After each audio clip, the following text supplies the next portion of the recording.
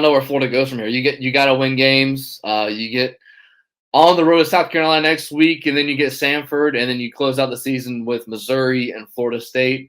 Only Samford looks winnable, and it doesn't look like those South Carolina, Missouri, Florida State games are a shoo-in, specifically the way Florida is playing. As I'm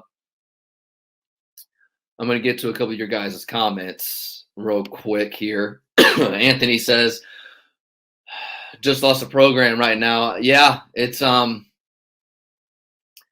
definitely took a complete 180.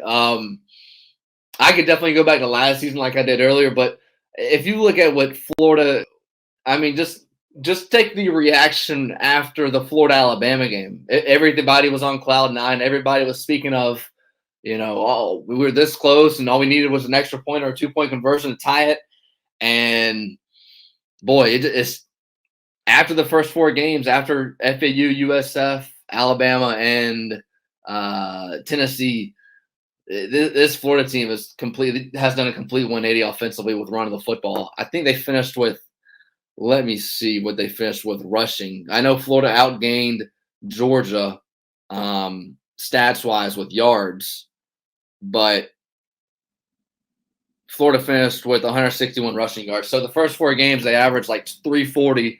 And then in their loss to Kentucky, LSU today, they're right at 160, 180 every game.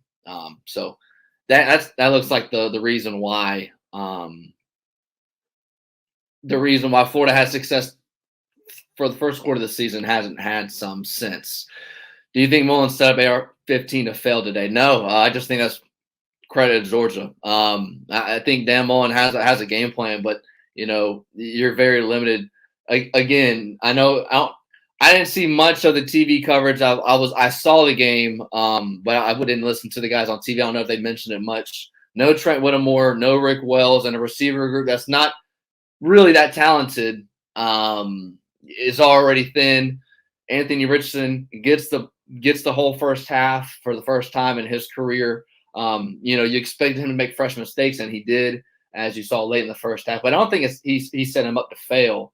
If Florida makes the field goal, it could be tied 3-3. They miss a chip shot field goal. So there are miscues along the way. But I mean, the ball being tipped, that's not Dan Mullen. The pick six, that's just the DB baiting him, Anthony Richardson, and then him taking it back to the crib. The fumble that Anthony Richardson had. You can debate all you want about should the whistle been blown for forward progress. The referee didn't. But I mean, Anthony Richardson, I mean, he looked like a quarterback in his first game. I thought Mullen made the right decision in playing him today against Georgia. Offense looks totally lost. Yeah, ever since after those first 4 games, it hasn't been the same. Jet comments. Grantham roller coaster continues. Bama, it was bad. Vols, it was okay. Vandy, it was okay. Kentucky was good. LSU, horrible. Georgia, it was good. So strange. Yeah. Although I wouldn't say the Bama game plan was bad for the defense. I think a lot of that was the missed tackles that the secondary had. They could have made plays on 3rd down to force Alabama to 4th down if you want to go that far. But yeah, I mean, I agree with you mostly. Defense is hot and cold, and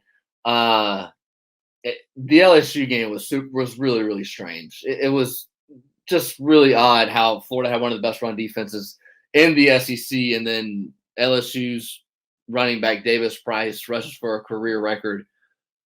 school record of almost 300 yards, pretty much, with pretty much 2 plays that counter Trey. I don't know. And another thing with that too, and let's stay with this with the defense. Ventrell Miller goes out, and when Dan Mullen, this is his 4th year at Florida. He's been there since 2018.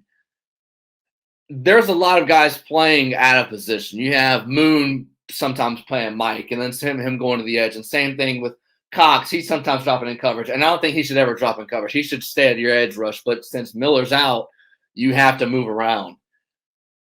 I can't it kind of baffles me that there's no one that is a sure backup Mike Backer to Ventrell Miller to where you don't have to completely shift everybody around. I think part of that's coaching, part of that's recruiting. In Florida, if you looked at how they've been successful, they've had David Reese to anchor down the defense. They had Ventrell Miller to anchor down the defense, and you don't have that right now. And I could be a little biased in this, but I think, the middle linebacker is the most important position on the defense. He's the quarterback of the defense. He makes all the calls. He calls for the blitzes. He calls and checks everything up front. So him not being out there and mostly lost for most of the season, definitely hurts Florida. But there needs to be a backup that can be somewhat productive without having to completely flip the defense and not move Moon, Cox, and everybody else in the front seven.